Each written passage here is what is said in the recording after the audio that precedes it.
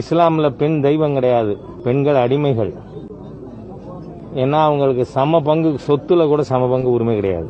இன்னைக்கு இந்தியாவில் மத ரீதியா ஏதாவது சட்டம் இருக்கா? மனு தர்மம் எங்க இருக்கு? அரசியல் சட்டம் இருக்கு. ஆனா மத ரீதியா ஒரு சட்டம் இருக்கு. அத பேசுற தைரியம் இந்த கோழை தீய சக்தி திருமாவளவனுக்கோ ப. சிதம்பரம் போன்ற முட்டாள்களுக்கோ அந்த தைரியம் வராது. ஏன்னா இந்தியாவில் மத ரீதியா இருக்கிற சட்டம் என்ன? ஷரியத் சட்டம் இருக்கு. அப்போ மத ரீதியிலான சட்டத்தை விவாதிக்கணும்னா எதை விவாதிக்கணும்? ஷரியத் சட்டத்தில் பெண்களுக்கு சமநீதி இருக்கா? நான் கேட்கிறேன், லாயத்துல குதிரையை கட்டி போடுற மாதிரி 4 பொண்டாட்டியை கட்டி லாயத்துல கட்டி வைக்கிற மாதிரி வைக்கலாம்னு ஒரு சட்டம் இருக்கும்னா பெண்களுக்கு அநீதியா இல்லையா? பெண்களுக்கு எதிரானதா இல்லையா? அதை பத்தி பேச யாருக்காவது தைரியம் இருக்கா? திருமாவளவன் மனுஸ்மிருதியை பற்றி அல்லது மனுசாஸ்திரத்தை பற்றி குறை சொல்கிறார் என்றால், அதில் உள்ள வண்டவாளங்களை புட்டு ஆதாரத்தோடு எடுத்து வைக்கிறார் என்றால், அதற்கு இல்லை என்று மறுப்பு கொடுக்க வேண்டியது அவருடைய கடமை. அது சகோதரர் ஹெச் ராஜாவாக இருக்கட்டும். ஏனென்றால் இங்கே நான் ஹெச் ராஜா அவர்களை திருமாவளவனை சகோதரர் திருமாவளவன் என்று சொல்வதை போன்று ஹெச் ராஜாவை சகோதரர் ஹெச் ராஜா என்று சொல்ல விரும்புகின்றேன். ஏனென்றால் அவரை பற்றி எச்ஐ ராஜா என்றும் ஹைகோர்ட் ராஜா என்றும் மற்றவர்கள் சொல்வார்கள். நான் அப்படி சொல்ல விரும்பவில்லை. அவரை சகோதரர் ராஜா என்று சொல்ல விரும்புகின்றேன். ஆக பிராமண வகுப்பை சார்ந்த சகோதரர் ராஜா அவர்கள், ஹெச் ராஜா அவர்கள், நீங்க உங்களுடைய மனுசாஸ்திரத்தை உயர்த்தி பிடிக்கின்றீர்கள், அதுதான் உங்களுடைய வேதம் என்று நம்புகிறீர்கள், அதற்காக நீங்கள் வக்காலத்து வாங்குகிறீர்கள் என்றால், சகோதரர் திருமாவளவன் அவர்கள் சொல்லக்கூடிய குற்றச்சாட்டுக்கு நீங்கள் நேரடியாக பதில் சொல்லுங்கள். மனுசாஸ்திரத்தில் அப்படி இல்லை என்று தைரியம் இருந்தால் சொல்லுங்கள். நீ பொய்யை சொல்கிறாய் மனுசாஸ்திரத்தின் மீது. நீ சொல்வதை போன்றெல்லாம் பெண்களை அனைத்து பெண்களும் விபச்சாரிகள் என்று சொல்லப்படுவதில்லை மனுசாஸ்திரத்திலே. அல்லது மனுசாஸ்திரத்திலே உயர்ந்த ஜாதியை சார்ந்த பிராமண வகுப்பை சார்ந்த ஒருவன் ஒரு தலித் சமுதாயத்தை சார்ந்த ஒரு பெண்ணை கற்பழிப்பது அவனுக்கு முழு உரிமை இருக்கின்றது. அதே நேரத்திலே ஒரு தலித் சமுதாயத்தை சார்ந்தவன் ஒரு பிராமண வகுப்பை சார்ந்த பெண்ணை அவரோடு உடலுறவு கொள்வதற்கு எந்த உரிமையும் கிடையாது என்று மனுசாஸ்திரத்தில் இல்லை என்று மறுங்கள். அல்லது மனுசாஸ்திரத்திலே ஒரு பிராமணன் தலித்தை கொலை செய்துவிட்டால் அவனுக்கு தண்டனை வெறும் மொட்டையை மட்டும் அடித்தால் போதும். ஆனால் ஒரு தலித் பிராமணனை கொலை செய்துவிட்டால் அந்த தலித்துக்கு மரண தண்டனை கொடுக்க வேண்டும். இப்படி இல்லைன்னு சொல்லுங்க, நிரூபிங்க, அவரோட சண்டை போடுங்க. அது உங்களுக்குள்ள பிரச்சனை. நீங்களும் ஒரு இந்து, அவர் ஒரு இந்து. நீங்கள் உங்களை உயர்ந்த வகுப்பை சார்ந்த இந்து என்று சொல்லிக் கொள்கிறீர்கள், அவர் தாழ்த்தப்பட்ட இந்து என்று சொல்லிக் கொண்டிருக்கிறார். அது உங்களுக்குள்ள பிரச்சனை. சகோதரர் ஹெச் ராஜா அவர்கள் எப்பொழுது எந்த பிரச்சனை யாருக்கு வந்தாலும் சரி, அதில் இஸ்லாத்திய முஸ்லிம்களையுமே வம்புக்கு இழுப்பது இவருடைய பழமை. அது இவருடைய வேலை. முஸ்லிம்களை தூண்டிவிட்டு முஸ்லிம்களை வம்புக்கு இழுத்து தாம் பெரிய ஆகலாம், தாம் பிரச்சாரம் பண்ணலாம், தாம் ஒரு அதிரடி பேச்சாளர், எதையும் பற்று சொல்றவரு அப்படின்னு பேர் வாங்கலாம் அப்படிங்கிறதுக்காக நீங்க சொல்றீங்களோ தெரியல.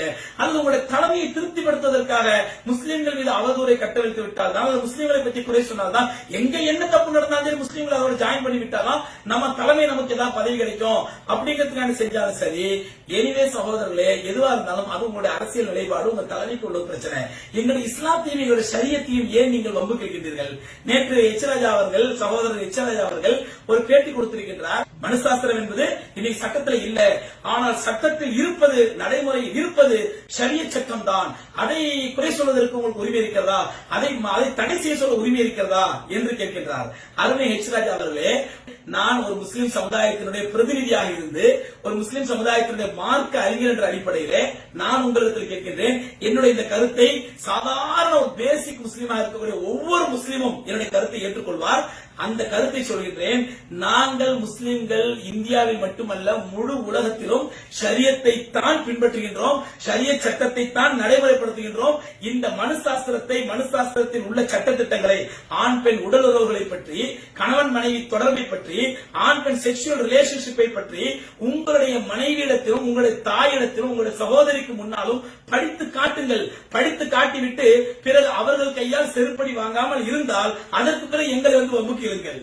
ஆகவே எச் ராஜா அவர்களே, உங்களுக்கு நாங்கள் பகிரங்கமாக சொல்லிக் கொள்கின்றோம், ஷரியத் சட்டம் என்பது உயிர், எங்களுடைய வாழ்வியல் நெறி. நாங்கள் தினம் அதை ரசித்து ருசித்து அனுபவித்துக் கொண்டிருக்கிறோம். எங்களுடைய லைஃப் ஸ்டைலிலே, எங்களுடைய வாழ்க்கையிலே எங்களுக்கு அற்புதமான வாழ்க்கை நெறியை கற்றுக் கொடுத்திருக்கிறது எங்களுடைய ஷரியத் சட்டம். அந்த ஷரியத் சட்டம் இந்தியாவில் என்றைக்கு நடைமுறையாகுமோ அன்றைக்கு தான் இந்தியா உருப்படும் என்று நாங்கள் ஓங்கி ஒழித்துக் கொண்டிருக்கிறோம். அந்த தைரியம் உங்களுக்கு இருக்கிறதா? மனுசாஸ்திரத்தை நீங்கள் பூசிதானே மெழுகுகின்றீர்கள். பிராமணர்களுக்காக பிராமணர்களை மேம்படுத்தி தலித் சகோதரர்களை அடிமைப்படுத்துவதற்காக உருவாக்கப்பட்ட ஒரு போலி சாஸ்திரத்தை நீங்கள் பூசிதானே மெழுகுறீங்க. அதை நாங்க இப்போ உங்களுக்கு சவால் சொல்றேன். சவாலா இல்ல, உங்களுக்கு அழைப்பாக விடுக்கின்றேன். நான் சவால் விடுவதற்கு அரசியல்வாதி அல்ல, உங்களுக்கு அழைப்பாக கொடுக்கின்றேன். வாருங்கள் எச் ராஜா அவர்களே, இஸ்லாத்தை பற்றி விவாதிப்போம், இஸ்லாத்தை பற்றி பேசுவோம். நீங்கள் தயவு செய்து ஹெச் ராஜா மட்டுமல்ல, இந்த ஹெச் ராஜாவுடைய கருத்துக்களை ஆதரிக்கக்கூடிய அனைத்து இந்து சகோதரர்களுக்கும் அனைத்து சகோதரர்களுக்கும் நான் ஒரு பகிரங்க அழைப்பாக கொடுக்கின்றேன். வாருங்கள். குர்ஆனில் என்ன இருக்கின்றது, நபிகள் நாயகம் ஸல்லல்லாஹு அலைஹி வஸல்லம் அவருடைய போதனையில் என்ன இருக்கின்றது, நீங்கள் அவங்களை பத்தி தப்பு தப்பா புரிஞ்சு வச்சிருக்கீங்க. நபிகள் நாயகம் ஸல்லல்லாஹு அலைஹி வஸல்லம் 11 கல்யாணம் பண்ணாரு, 13 கல்யாணம் பண்ணாரு. ஆண்கள் முஸ்லிம்கள் ஒவ்வொருத்தர் 4 நாள் கல்யாணம் பண்ணிக்கிறாங்க.